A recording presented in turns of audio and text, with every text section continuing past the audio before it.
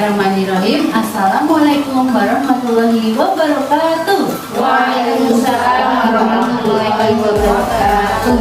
Salam dan bahagia. Di sini saya Mulyani Sarjana Pendidikan, calon guru penggerak angkatan 7 dari TK Abal Manduan, akan berkolaborasi dengan teman saya, Ibu Fajaria, Sarjana Pendidikan Islam dari TK Arahan. Kami di sini akan berkolaborasi untuk melakukan aksi nyata modul 1.4 tentang pemahaman budaya positif. Sebelumnya, kami ucapkan banyak terima kasih kepada para audiens yang telah meluangkan waktu untuk menghadiri seminasi aksi nyata modul 1.4 yang akan kami lakukan. Adapun fasilitator kami yaitu Bapak Angga Kisworo MPD dan pengajar praktik kami yaitu Bapak Ridwan Sabta Putra MPD. Untuk materi yang pertama yaitu tentang kompetensi lulusan modul 1.4 akan disampaikan oleh rekan saya Ibu Fajaria. Untuk waktu dan tempat saya persilahkan. Kompetensi lulusan modul 1.4, modul ini diharapkan berkontribusi untuk mencapai kompetensi lulusan sebagai berikut. Guru penggerak memahami pentingnya mengetahui kebutuhan belajar dan lingkungan yang memfasilitasi seluruh individu di sekolah agar dapat meningkatkan kompetensinya secara aman dan nyaman. Yang kedua, guru penggerak mampu menggerakkan komunitas sekolah untuk bersama-sama mengembangkan dan mewujudkan visi sekolah yang berpihak pada murid dan berlandaskan nilai-nilai kebajikan universal. Dengan seluruh pemangku kepentingan sekolah agar tercipta budaya positif yang dapat mengembangkan karakter murid, bersikap reflektif dan kritis terhadap budaya di sekolah dan senantiasa mengembangkannya sesuai kebutuhan sosial dan emosional murid.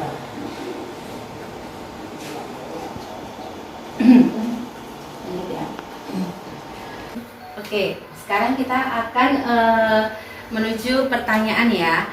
Menurut teman-teman, yang pertama, hukuman dapat mendisiplinkan anak, setuju atau tidak? Tidak. Oke, dari Mbak Dewi, kenapa tidak setuju? Oh iya, sebelumnya saya memiliki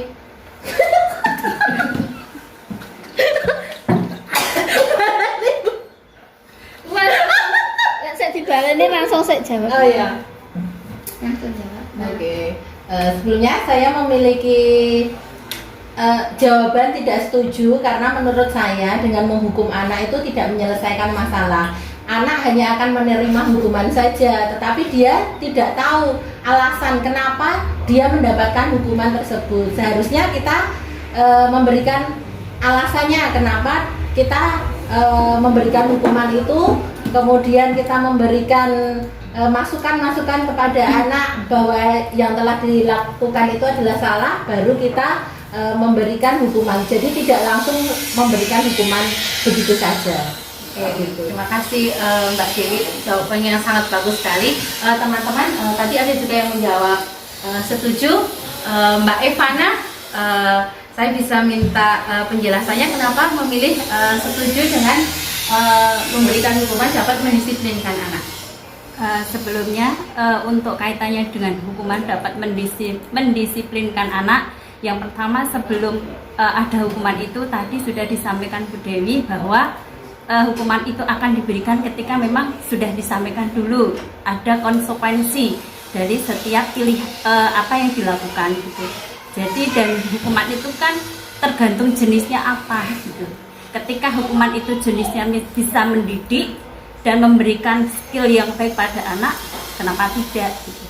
Oke, jawabannya bagus juga ya. Terima kasih Mbak Evana dan Mbak Dewi. Kemudian untuk pertanyaan yang kedua, pemberian hukuman dengan hal positif seperti membaca atau membersihkan halaman sekolah dapat meningkatkan disiplin anak. Teman-teman setuju atau tidak setuju? Tidak setuju, Bu. Tidak setuju? Iya. Ya, Mbak Nana bisa minta alasannya? Oke, jadi menurut saya pemberian hukuman dengan hal positif seperti membaca atau membersihkan halaman sekolah dapat meningkatkan disiplin pada anak itu tergantung anaknya gitu. Jadi misalnya kesalahan apa atau hal apa yang dilakukan anak kok dia dihukum dengan membaca, siapa tahu potensinya si anak ini tidak membaca. Jadi alangkah baiknya menurut saya untuk dikomunikasikan terlebih dahulu. Konsekuensinya apa kalau kamu melakukan ini gitu. Mungkin lebih baik seperti itu Bu, saya rasa. Baik, terima kasih Mbak Nana. Dan untuk yang ketiga yaitu memberi penghargaan dapat meningkatkan motivasi belajar anak. Setuju atau tidak setuju? Setuju. Setuju. Oke, Bu Asri, silakan diberikan alasan. Saya memilih pernyataan setuju karena menurut saya dengan memberi penghargaan dapat meningkatkan motivasi belajar anak itu.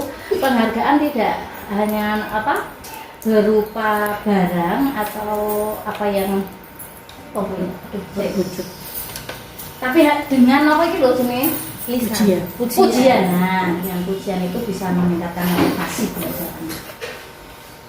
Oke, terima kasih untuk audiens yang sudah memberikan respon terhadap pertanyaan yang saya berikan. Nah, sekarang kita akan menuju topik dalam eksplorasi konsep, yaitu yang pertama disiplin positif dan nilai-nilai kebajikan universal. Kedua, teori motivasi, hukuman dan penghargaan dan restitusi. Ketiga, keyakinan kelas. Keempat, kebutuhan dasar manusia dan dunia berkualitas. Kelima, restitusi, yaitu 5 posisi kontrol. Keenam, restitusi dengan segitiga restitusi. Sekarang kita akan menuju pertanyaan ya. Menurut teman-teman, yang pertama, hukuman dapat mendisiplinkan anak, setuju atau tidak? Tidak. Oke, dari Mbak Dewi, kenapa tidak setuju? Oh ya, sebelumnya saya memiliki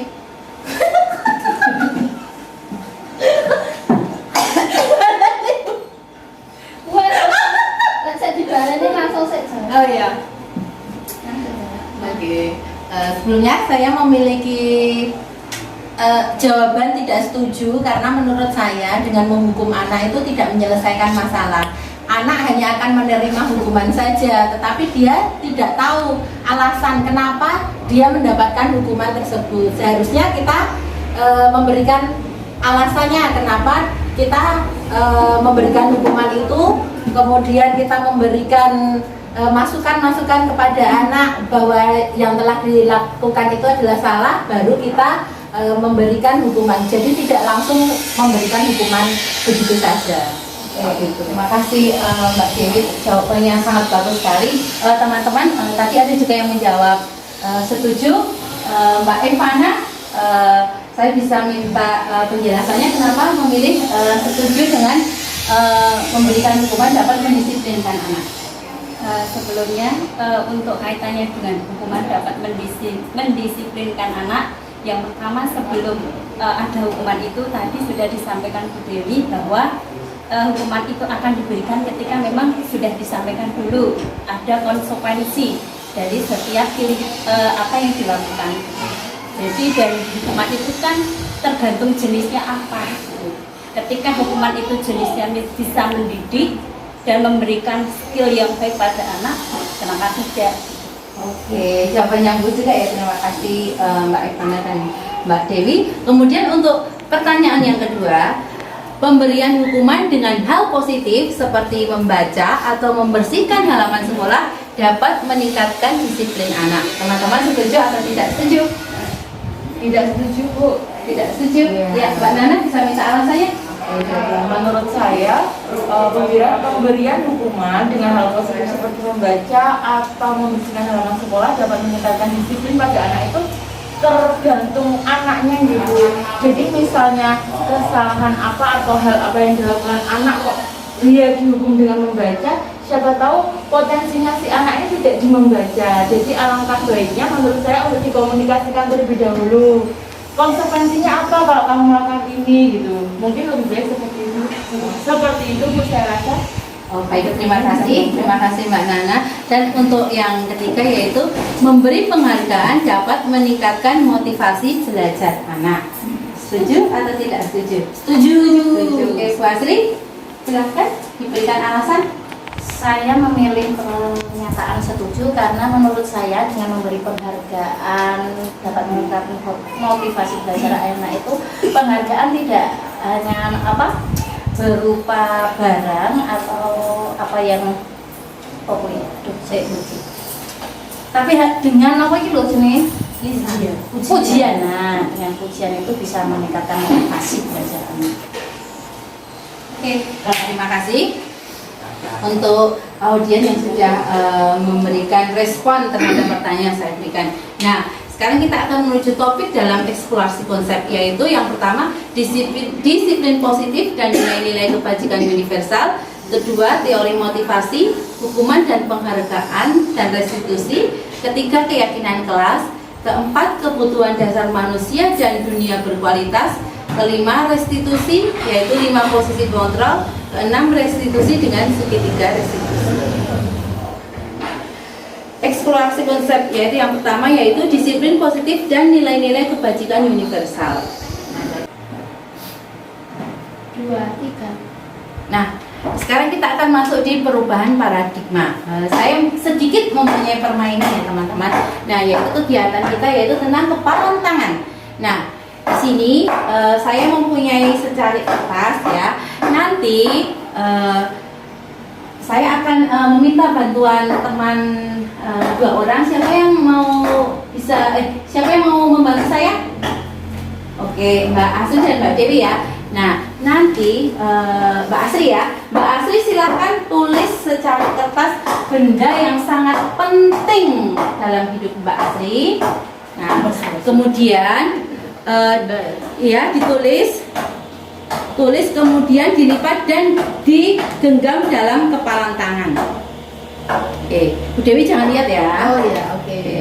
Nah, nanti tugasnya Bu Dewi yaitu mencoba dengan sekuat tenaga dan berbagai cara untuk meminta Mbak Asri memberikan benda tersebut pada Mbak Dewi.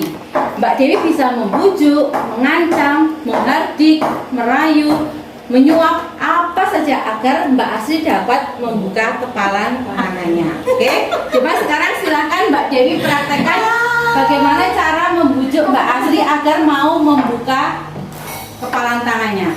Mbak Asri. Kata-kata menghardik Kira-kira saya boleh nggak ya salaman dulu dengan Mbak Asri? Boleh Bu Dewi. Ini salamannya dibuka dong. Masa salaman sama saya tangannya seperti ini? Maaf ya Bu Dewi karena ini ada sesuatu yang sangat berharga buat saya. Ya ampun, padahal kalau salaman itu sebaiknya tangannya dibuka. Kenapa ini malah digenggam? Ayo Bu, dibuka Bu. Aduh, ini kok malah ketawa-ketawa tuh Bu. Gini aja Coba ya, dibuka, gini ya aja, ampun. Ini pakai tangan kiri. Ini nggak boleh benar dibuka. Oh, pintar sekali ternyata ini. Yang satu yang kanan dibuka, kemudian genggamannya dibuka diganti dengan yang kiri. Sebenarnya apa sih Bu isinya Bu ini? Boleh nggak saya lihat? Ini hanya saya yang boleh melihat dan boleh membacanya. Oh gitu. Nah nanti saya belikan empek-empek wis. Oh boleh Bu Dewi kalau begitu. Oh kalau begitu boleh.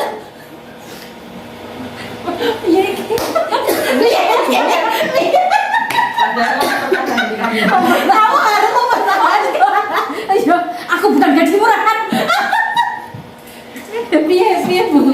Ya bagaimana caranya? Oke, ya. Ternyata rayuannya Mbak Dewi tidak mempan untuk Mbak Asri ya. Jadi benar ini nggak boleh dibuka. Tidak Bu Dewi. Empek-empek juga nggak mau. Oh mau tapi nggak mau buka. Oh gitu. Oke, coba sekarang saya yang bertanya ya, Ibu Asri, Mbak Asri. Iya. Coba, saya juga penasaran ya, sebenarnya apa sih yang Mbak Asri tuliskan di tangan sehingga tidak boleh Mbak Dewi untuk melihatnya. Bisa saya melihatnya? Silahkan.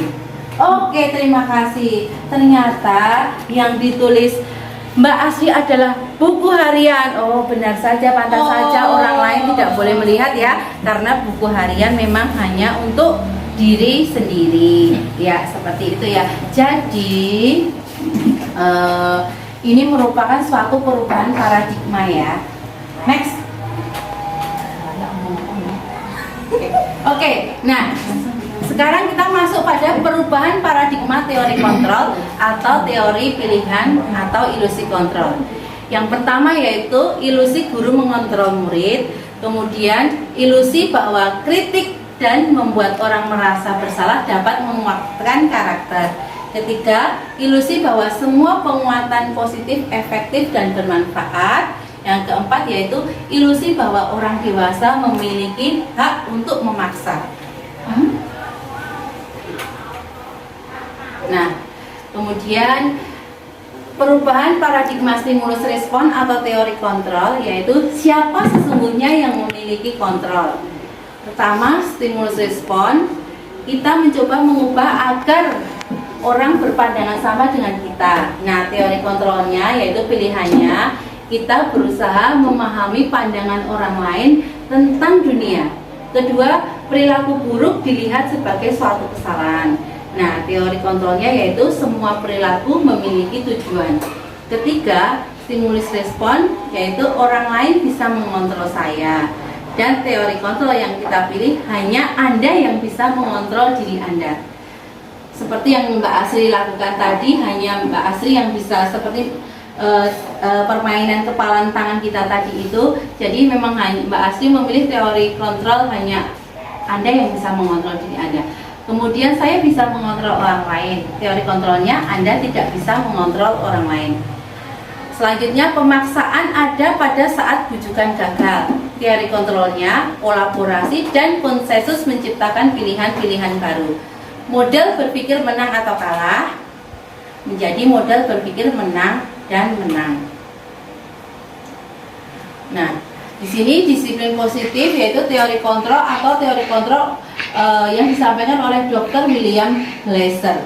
Yang pertama yaitu Anda tidak bisa mengontrol orang lain, hanya Anda yang bisa mengontrol diri Anda. Makna disiplinnya belajar kontrol diri dengan menggali potensi kita agar tercapai tujuan mulia, yaitu sesuatu menjadi seseorang yang kita inginkan berdasarkan nilai-nilai yang kita hargai.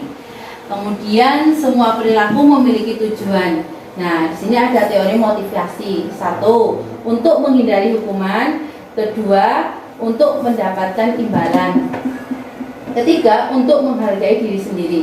Nah, untuk menghargai diri sendiri ini nilai-nilai masuk di nilai-nilai kebajikan universal yang sejalan dengan motivasi intrinsik, yaitu seperti misalnya kita dalam kegiatan kelas membuat keyakinan kelas. Kemudian Dr. William Glasser juga membuat model berpikir menang-menang dan juga kolaborasi dan konsensus menciptakan pilihan-pilihan baru. Di sini ada 5 posisi kontrol, yaitu yang pertama sebagai penghukum, kedua sebagai pembuat rasa bersalah, ketiga sebagai teman, keempat sebagai pemantau, dan kelima sebagai manajer. Nah, dalam 5 posisi kontrol ini selanjutnya kita melakukan segitiga restitusi, yaitu yang pertama menstabilkan identitas, kedua validasi kebutuhan, ketiga menanyakan keyakinan. Nah, di sini Dr. William Glasser juga meyakini bahwa realitas atau kebutuhan kita berbeda. Kita berusaha memahami pandangan orang lain tentang dunia, dan setiap orang memiliki gambaran berbeda. Seperti 5 kebutuhan dasar manusia, yaitu yang pertama bertahan hidup, yang kedua penguasaan, ketiga kasih sayang dan rasa diterima, yang keempat kesenangan, dan terakhir yaitu kebebasan. Oke, silahkan dilanjutkan Pak Fajar.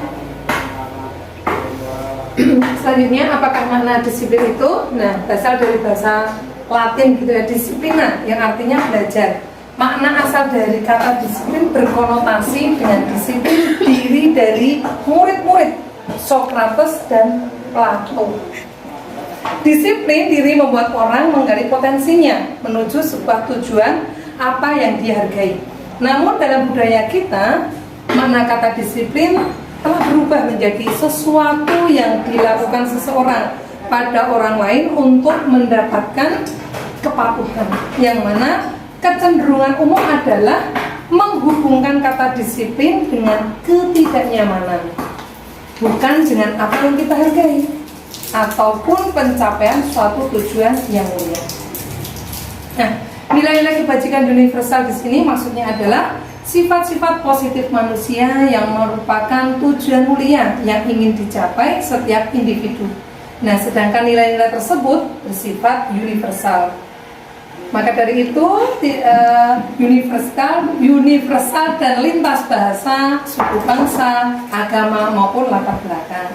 Yang pertama, setiap perilaku atau perbuatan memiliki suatu tujuan. Dan yang kedua, dengan mengaitkan nilai-nilai kebajikan yang diyakini seseorang, maka motivasi instruknya akan terbangun sehingga menggerakkan motivasi dari dalam untuk mencapai tujuan yang mulia tersebut. Yang ketiga, nilai-nilai kebajikan yang ingin dicapai oleh setiap anak Indonesia kita kenal dengan profil pelajar Pancasila, yakni beriman, bertakwa kepada Tuhan Yang Maha Esa, dan berakhlak mulia, mandiri, bernalar kritis, berkebinekaan global, bergotong royong, dan kreatif. Kemudian selanjutnya yaitu kita akan masuk di eksplorasi konsep pembelajaran 2.2, yaitu tentang teori motivasi, hukuman, dan penghargaan serta restitusi. Nah, di sini kita akan mempelajari tentang teori motivasi perilaku manusia. Nah, yang pertama itu untuk menghindari ketidaknyamanan atau hukuman, itu masuk motivasi eksternal. Apa yang akan terjadi apabila saya tidak melakukannya? Nah, kemudian untuk motivasi eksternal masih sama juga, untuk mendapatkan imbalan dari orang lain atau institusi. Apa yang akan saya dapatkan apabila saya melakukannya? Kemudian untuk menghargai diri sendiri, saya akan menjadi orang yang seperti apa bila saya melakukannya. Itu masuk dalam motivasi internal, yaitu yang bertujuan untuk disiplin positif. Nah, seperti gambar yang ada di layar, gambar Ki Hajar Dewantara, merdeka. Menurut Ki Hajar Dewantara, merdeka itu artinya tidak hanya terlepas dari perintah, akan tetapi juga cakap buat memerintah diri sendiri. Nah, ini diambil dari Ki Hajar Dewantara tentang pemikiran konsepsi keteladanan sikap merdeka cetakan kelima tahun 2013 halaman 469. Nah, selanjutnya dihukum oleh penghargaan, bahwa penghargaan berlaku sama dengan hukuman, dalam arti meminta atau membujuk seseorang melakukan untuk memenuhi suatu tujuan tertentu dari orang yang meminta atau membujuk. Dorongannya eksternal dan akan ada faktor ketergantungan. Beberapa dampak dari pemberian penghargaan ini menurut Alfie Kohn. Nah, adapun dihukum oleh penghargaan yaitu pengaruh jangka pendek dan jangka panjang. Ini bisa mempengaruhi ya. Kemudian penghargaan menghukum, ketika penghargaan mengurangi ketepatan, penghargaan tidak efektif, dan terakhir penghargaan yang dapat merusak hubungan. Nah, dihukum oleh penghargaan juga dapat menurunkan kualitas. Terus penghargaan juga bisa mematikan kreativitas, dan juga penghargaan juga bisa mengurangi motivasi intrinsik. Silakan Fajar melanjutkan. Bentuk program kebajikan atau apresiasi. Dalam memberikan apresiasi atau pengakuan perlu diingat ada beberapa hal tentunya. Yang pertama, kita beri pengakuan secara khusus. Yang kedua, beri pengakuan secara pribadi. Yang ketiga, beri pengakuan kepada semua murid secara bergantian. Yang keempat, beri pengakuan secara konsisten. Dan yang kelima, fokus kepada proses. Contoh pengakuan atau apresiasi kebajikan, yang mana pada saat pembukaan kemarin saya perhatikan, nah nilai kebajikannya rasa empatimu besar sekali. Tentunya dalam situasi apa? Pada saat menolong murid baru di kelas kita. Nah, saya menghargai, tentunya nilai kebajikannya adalah kepedulianmu, yang mana pada situasi pada saat kamu membantu teman-temanmu di tugas kelompok. Yang ketiga, mengucapkan rasa terima kasih. Sebagai nilai kebajikan, rasa tanggung jawabmu. Yang mana pada saat situasi, saat kamu memungut kertas-kertas yang berserakan di lantai. Nah, sini ada tugas, perbedaan, hukuman, dan konsekuensi. Nah, nanti teman-teman silakan merespon ya. Nah, ini tindakan kita sebagai guru, termasuk hukuman atau konsekuensi ya. Nah, yang pertama, mencatat 100 kali di dalam buku kalimat "saya tidak akan terlambat lagi karena terlambat ke sekolah". Itu termasuk hukuman atau konsekuensi? Hukuman. Kemudian lari mengelilingi lapangan basket 2 kali karena terlambat hadir di sekolah. Hukuman atau konsekuensi? Konsekuensi kayaknya. Saya catat ya. Kalau udah masuk dalam tata tertib mungkin bisa menjadi konsekuensi. Hukuman. Yang kedua konsekuensi. Oke, konsekuensi kita tulis ya. Konsekuensi. Yang ketiga, murid diminta untuk push up 15 kali karena tidak menggunakan masker ke sekolah. Masuk hukuman atau konsekuensi? Konsekuensi. Oke. Nanti kita akan cek di slide berikutnya jawaban yang benar. Kemudian yang keempat, menggantikan kertas tugas teman yang telah dicoret-coret. Masuk hukuman atau konsekuensi? Konsekuensi. Kemudian selanjutnya, membersihkan tumpahan air di meja tulis karena tersenggol pada saat belajar. Masuk hukuman atau konsekuensi? Konsekuensi. Murid disuruh untuk mengenakan sepatu seharian di sekolah karena tidak mengenakan sepatu hitam. Hukuman. Kemudian terakhir, lari mengelilingi lapangan basket 2 kali karena terlambat 10 menit untuk pelajaran PJOK. Konsekuensi. Oke, kita cek jawaban yang betul di slide berikutnya ya. Oke, yang pertama tadi kita memilih mencatat 100 kali dalam buku kalimat "saya tidak akan terlambat lagi karena terlambat", termasuk hukuman. Oke, betul. Nah, jawaban yang kedua, lari mengelilingi lapangan basket 2 kali karena terlambat hadir di sekolah. Tadi teman-teman memilih konsekuensi. Nah, jawaban yang benar yaitu hukuman. Nah, di sini disiplin positif yaitu teori kontrol atau teori kontrol yang disampaikan oleh Dr. William Glasser. Yang pertama yaitu Anda tidak bisa mengontrol orang lain, hanya Anda yang bisa mengontrol diri Anda. Makna disiplinnya, belajar kontrol diri dengan menggali potensi kita agar tercapai tujuan mulia, yaitu sesuatu menjadi seseorang yang kita inginkan berdasarkan nilai-nilai yang kita hargai. Kemudian semua perilaku memiliki tujuan. Nah, di sini ada teori motivasi. 1, untuk menghindari hukuman. 2, untuk mendapatkan imbalan. 3, untuk menghargai diri sendiri. Nah, untuk menghargai diri sendiri ini nilai-nilai masuk di nilai-nilai kebajikan universal yang sejalan dengan motivasi intrinsik. Yaitu seperti misalnya kita dalam kegiatan kelas membuat keyakinan kelas. Kemudian Dr. William Glasser juga membuat model berpikir menang-menang dan juga kolaborasi dan konsensus menciptakan pilihan-pilihan baru. Di sini ada 5 posisi kontrol, yaitu yang pertama sebagai penghukum, kedua sebagai pembuat rasa bersalah, ketiga sebagai teman, keempat sebagai pemantau, dan kelima sebagai manajer. Nah, dalam 5 posisi kontrol ini selanjutnya kita melakukan segitiga restitusi, yaitu yang pertama menstabilkan identitas, kedua validasi kebutuhan, ketiga menanyakan keyakinan. Nah, di sini Dr. William Glasser juga meyakini bahwa realitas atau kebutuhan kita berbeda. Kita berusaha memahami pandangan orang lain tentang dunia, dan setiap orang memiliki gambaran berbeda. Seperti 5 kebutuhan dasar manusia, yaitu yang pertama bertahan hidup, yang kedua penguasaan, ketiga kasih sayang dan rasa diterima, yang keempat kesenangan, dan terakhir yaitu kebebasan.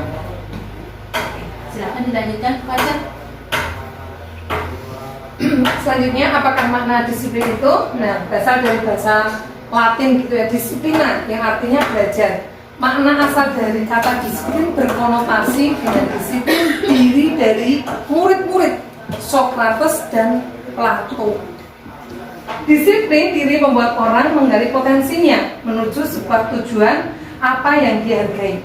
Namun dalam budaya kita, makna kata disiplin telah berubah menjadi sesuatu yang dilakukan seseorang pada orang lain untuk mendapatkan kepatuhan, yang mana kecenderungan umum adalah menghubungkan kata disiplin dengan ketidaknyamanan, bukan dengan apa yang kita hargai ataupun pencapaian suatu tujuan yang mulia.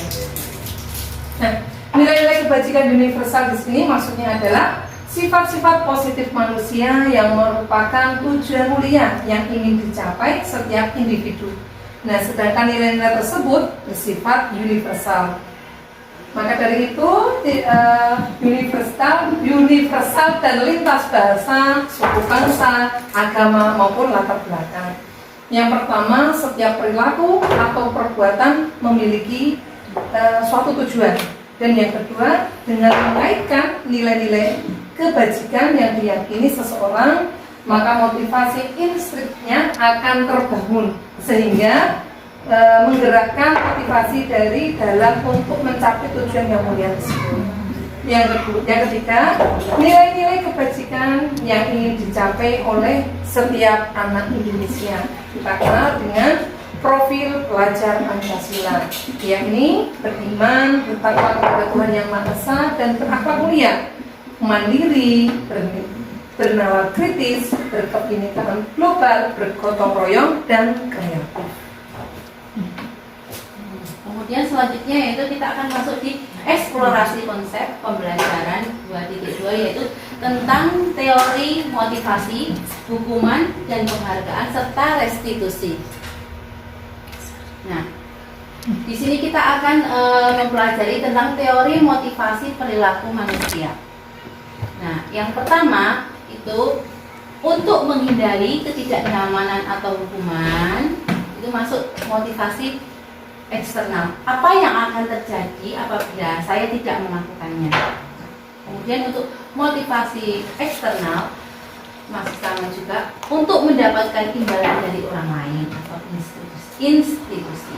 Apa yang akan saya dapatkan apabila saya melakukannya? Kemudian untuk menghargai diri sendiri, saya akan menjadi orang yang seperti apa bila saya melakukannya. Itu masuk dalam motivasi internal, yaitu yang bertujuan untuk disiplin positif. Nah, selanjutnya dihukum oleh penghargaan, bahwa penghargaan berlaku sama dengan hukuman, dalam arti meminta atau membujuk seseorang melakukan untuk memenuhi suatu tujuan tertentu dari orang yang meminta atau membujuk. Dorongannya eksternal dan akan ada faktor ketergantungan. Beberapa dampak dari pemberian penghargaan ini menurut Alfikon. Nah, adapun dihukum oleh penghargaan yaitu pengaruh jangka pendek dan jangka panjang. Ini bisa mempengaruhi ya. Kemudian penghargaan menghukum, ketika penghargaan mengurangi ketepatan, penghargaan tidak efektif, dan terakhir penghargaan yang dapat merusak hubungan. Nah, dihukum oleh penghargaan juga dapat menurunkan kualitas. Terus penghargaan juga bisa mematikan kreativitas, dan juga penghargaan juga bisa mengurangi motivasi intrinsik. Silahkan baca melanjutkan. Bentuk program kebajikan atau apresiasi. Dalam memberikan apresiasi atau pengakuan perlu diingat ada beberapa hal tentunya. Yang pertama, kita beri pengakuan secara khusus. Yang kedua, beri pengakuan secara pribadi. Yang ketiga, beri pengakuan kepada semua murid secara bergantian. Yang keempat, beri pengakuan secara konsisten. Dan yang kelima, fokus kepada proses. Contoh pengakuan atau apresiasi kebajikan, yang mana pada saat pembukaan kemarin saya perhatikan. Nah, nilai kebajikannya, rasa empatimu besar sekali. Tentunya dalam situasi apa? Pada saat menolong murid baru di kelas kita. Nah, saya menghargai. Tentunya nilai kebajikannya adalah kepedulianmu, yang mana pada situasi pada saat kamu membantu teman-temanmu di tugas kelompok. Yang ketiga, mengucapkan rasa terima kasih. Sebagai nilai kebajikan, rasa tanggung jawabmu. Yang mana pada saat situasi, saat kamu memungut kertas-kertas yang berserakan di lantai. Nah, sini ada tugas, perbedaan, hukuman, dan konsekuensi.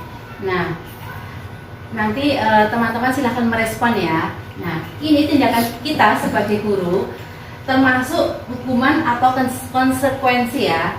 Nah, yang pertama, mencatat 100 kali di dalam buku kalimat "saya tidak akan terlambat lagi karena terlambat ke sekolah". Itu termasuk hukuman atau konsekuensi? Hukuman. Kemudian, lari mengelilingi lapangan basket 2 kali karena terlambat hadir di sekolah. Hukuman atau konsekuensi? Konsekuensi kayaknya. Saya catat ya. Kalau udah masuk dalam tata tertib mungkin bisa menjadi konsekuensi. Hukuman. Yang kedua konsekuensi. Oke, konsekuensi kita tulis ya. Konsekuensi. Yang ketiga, murid diminta untuk push up 15 kali karena tidak menggunakan masker ke sekolah. Masuk hukuman atau konsekuensi? Konsekuensi. Oke. Nanti kita akan cek di slide berikutnya jawaban yang benar. Kemudian yang keempat, menggantikan kertas tugas teman yang telah dicoret-coret. Masuk hukuman atau konsekuensi? Konsekuensi. Kemudian selanjutnya, membersihkan tumpahan air di meja tulis karena tersenggol pada saat belajar. Masuk hukuman atau konsekuensi. Murid disuruh untuk mengenakan sepatu seharian di sekolah karena tidak mengenakan sepatu hitam. Hukuman. Kemudian terakhir, lari mengelilingi lapangan basket 2 kali karena terlambat 10 menit untuk pelajaran PJOK. Konsekuensi. Oke, kita cek jawaban yang betul di slide berikutnya ya. Oke, yang pertama tadi kita memilih mencatat 100 kali dalam buku kalimat "saya tidak akan terlambat lagi karena terlambat belajar", termasuk hukuman. Oke, betul. Nah, jawaban yang kedua, lari mengelilingi lapangan basket 2 kali karena terlambat hadir di sekolah. Tadi teman-teman memilih konsekuensi. Nah, jawaban yang benar yaitu hukuman karena itu merupakan perbedaannya dari yang poin kedua sama poin terakhir itu apa? Bukan. Pelajaran. Kok itu hukuman, terus yang terakhir itu konsekuensi. Nah, cross check tadi jawaban yang sudah dijawab teman-teman yaitu mencatat 100 kali di dalam buku kalimat "saya tidak akan terlambat lagi karena terlambat ke sekolah". Nah, itu masuk hukuman. Nah, di sini perbedaan hukuman dan konsekuensi yaitu hukuman itu tidak ada kaitannya dengan yang telah dilakukan anak. Sedangkan konsekuensi itu ada kaitannya dengan hal-hal yang sudah dilakukan oleh anak. Seperti ini contohnya, lari mengelilingi lapangan basket 2 kali karena terlambat hadir di sekolah. Dengan lari mengelilingi lapangan basket 2 kali karena terlambat 10 menit untuk pelajaran PJOK. Di sini lari mengelilingi lapangan basket 2 kali karena terlambat hadir di sekolah masuk dalam hukuman. Karena itu tidak ada kaitannya dengan hal yang dilakukan anak. Tetapi lari mengelilingi lapangan basket 2 kali karena terlambat 10 menit untuk pelajaran PJOK. Di sini ada kaitannya antara lari dengan pelajaran PJOK, jadi bisa masuk dalam konsekuensi seperti itu. Mungkin teman-teman bisa memahaminya ya. Oke. Selanjutnya, membenci kedisiplinan, tetapi dengan konsekuensi anak menghargai disiplin. Hukuman juga bersifat paksaan, tetapi konsekuensi merupakan stimulus atau respon balik berupa tanggapan. Kemudian, hukuman bisa mendorong anak menyakiti diri sendiri, tetapi dengan konsekuensi bisa mendorong anak agar mudah menyesuaikan diri. Hukuman juga merupakan salah satu konsep diri yang buruk, dan konsekuensi adalah konsep diri yang baik. Dengan hukuman, anak belajar untuk menyembunyikan kesalahan, sedangkan murid atau anak untuk jangka waktu yang panjang, yang mana konsekuensinya tidak nyaman untuk murid atau anak pada waktu jangka yang pendek. Sedangkan restitusinya untuk menguatkan murid atau anak dalam jangka waktu yang panjang. Korban mendapatkan keadilan. Konsekuensinya korban bisa diabaikan. Restitusi, korban mendapatkan ganti. Nah, sedangkan hukuman itu kalau murid atau anak tersakiti, murid di dalam konsekuensinya dibuat tidak nyaman, sedangkan restitusinya murid atau anak akan mendapatkan penguatan. Sedangkan kalau kita melakukan perilaku pasif atau agresif meningkat, konsekuensinya penguatan hanya bertahan dalam jangka waktu yang pendek, sedangkan restitusinya masalah itu akan terpecahkan.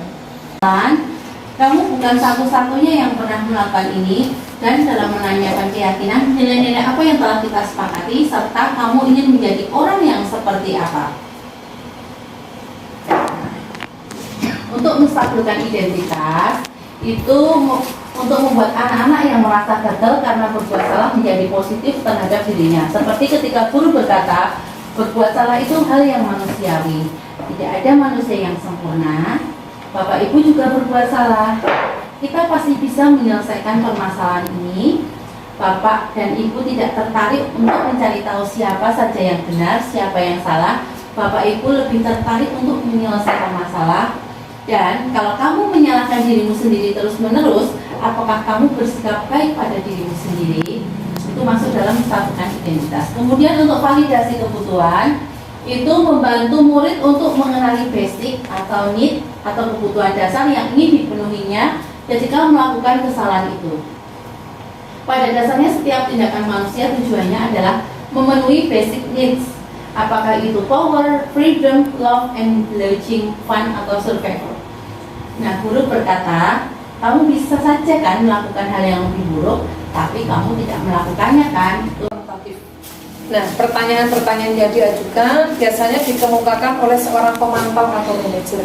Contoh pertanyaannya yang pertama, apakah kamu ingin berbuat lebih baik? Apakah saat ini kamu sedang menjadi orang yang sedang kamu inginkan? Ataupun apakah kamu bisa mengubah kegiatan atau perilaku kamu saat ini menjadi sikap yang lebih membantu? Atau apakah wajar membuat kesalahan? Bisakah kita memperbaikinya? Apa yang kamu lakukan saat ini yang sesuai? Atau kapan kamu siap untuk mulai? Peraturannya apa? Seperti buat apa? Atau apa yang bisa saya bantu agar kamu bisa melakukannya? Apakah saya bisa bantu agar kamu segera mulai? Apakah tugas kamu saat ini? Ataupun bagaimana kamu ingin diperlakukan pada kegiatan ini? Bisakah kamu melakukannya? Atau apa yang kamu inginkan dan peraturannya apa? Seperti itu. Nah, di sini kita akan melakukan refleksi. Yang pertama, hal baru apa yang mengubah paradigma saya yang saya dapatkan? Yang kedua, perasaan apa yang muncul selama mengikuti sesi ini, khususnya mengenai makna disiplin dan motivasi. Budaya positif. Nah, ini adalah contoh-contoh yang mana yang merupakan keyakinan kelas dan mengapa. Nah, kesepakatan kelas. Nah, di sini contoh dari kesepakatan kelas yang kami buat yaitu datang tepat waktu dan mengucapkan salam, kemudian selalu menjaga kebersihan sekolah, berdoa sebelum dan sesudah kegiatan, aktif dalam pembelajaran, dan selalu tertib. Kesepakatan kelas juga kami guru dan murid yang saling menyayangi, kami murid yang semangat belajar, dan kami murid yang peduli dengan teman-teman. Adapun kegiatan pendalaman keyakinan kelas, kita akan mengacu kepada tabel T dan Y. Hormat, kami meyakini bahwa sangat penting untuk menghormati semua orang, barang milik orang lain. Bekerja, kami meyakini bahwa sangat penting untuk mengerjakan segala pekerjaan atau mengikuti kegiatan yang telah ditugaskan. Yang ketiga, diterima dan dimiliki. Kami meyakini bahwa sangat penting untuk merasa diterima pada suatu kelompok dan saling peduli satu dengan yang lain. Adapun kegiatan pendalaman keyakinan kelas menurut tabel T dan Y adalah Hormat. Hormat ketika kita terlihat berempati terhadap perasaan orang lain, memegang barang milik orang lain hanya dengan izinnya, mendengarkan dengan seksama, senantiasa berbuat baik dan berbagi. Adapun hormat yang terdengar, satu orang berbicara, "Yuk saya bantu, kita bisa selesaikan ini bersama-sama. Terima kasih, tolong ya, permisi, boleh saya pinjam? Nanti akan segera saya kembalikan." Adapun dalam hormat berperilaku, yang pertama tersenyum ramah, kedua memberikan rasa salam hormat atau berjabat tangan, meletakkan tangan di atas dada, salim dan lain sebagainya. Yang ketiga memberikan ruang bekerja, dan yang keempat postur tubuh yang tenang. Dalam hal ini hormat tampak seperti ketika datang tepat waktu, tidak tampak seperti sering hadir terlambat. Hormat ketika menyapa teman dan guru setiap hari, tidak tampak seperti tak acuh kepada teman dan guru. Tampak seperti mengembalikan barang teman yang telah dipinjam dan mengucapkan terima kasih. Hormat tidak tampak seperti tidak mengembalikan barang yang telah dipinjam dan meletakkan sembarangan. Adapun bekerja, tampak seperti tekun bekerja dan menyimak guru, tidak tampak seperti tidak mendengarkan guru dan acuh tak acuh. Tampak seperti menyerahkan tugas tepat waktu, sedangkan tidak tampak tugas tidak diberikan. Kita akan melanjutkan dengan eksplorasi konsep pembelajaran 4, yakni kebutuhan dasar manusia dan dunia berkualitas. Kebutuhan dasar manusia yang pertama, bertahan hidup, akan menerima kasih sayang, rasa diterima, penguasaan, kebebasan, dan kesenangan. Sedangkan eksplorasi konsep pembelajaran 5 pada 5 posisi kontrol. 5 posisi kontrol yang pertama adalah motivasi. Motivasi dalam hal ini guru berbuat, guru berkata, hasil, kaitan dengan dunia berkualitas, murid berkata, dan dampak pada murid. Sedangkan yang kedua, identitas gagal atau kontrol dari luar, yakni menghindari hukum. Menghindari hukuman ini yang pertama sebagai penghukum atau pembuat orang merasa bersalah. Yang ketiga, identitas berhasil atau sukses, kontrol dari luar. Dalam hal ini mengharapkan imbalan atau ketergantungan pada orang lain, yakni teman atau pemantau. Sedangkan identitas berhasil atau sukses, kontrol diri, menghargai diri sendiri, apakah selaku manajer dan sebagainya. Sedangkan pernyataan-pernyataan siapa yang mengatakan, contoh, saya kecewa sekali dengan kamu. Siapa yang mengatakan, pembuat orang merasa bersalah, posisi kontrolnya. Pernyataan, kamu tidak pernah benar melakukannya. Posisi kontrol yang dalam hal ini adalah sebagai penghukum. Ayolah lakukan demi ibu bapak, pernyataan tersebut. Maka posisi kontrol kita adalah sebagai teman. Apakah kamu mau mendapatkan stiker bintang hari ini? Manakala adalah 5 posisi kontrol kita adalah sebagai pemantau. Bagaimana kamu bisa menyelesaikan masalah ini? Posisi kontrol yang tepat kita adalah sebagai manajer. Kamu selalu yang paling terakhir. Posisi kontrol dalam hal ini adalah sebagai penghukum. Kita akan melanjutkan dengan segitiga restitusi. Segitiga restitusi ini dibagi adalah validasi kebutuhan, menanyakan keyakinan, dan menstabilkan identitas. Kamu tentu punya alasan mengapa melakukan itu. Adakah cara yang lebih efektif untuk mendapatkan apa yang kamu butuhkan? Setiap orang pasti pernah melakukan kesalahan. Kamu bukan satu-satunya yang pernah melakukan ini.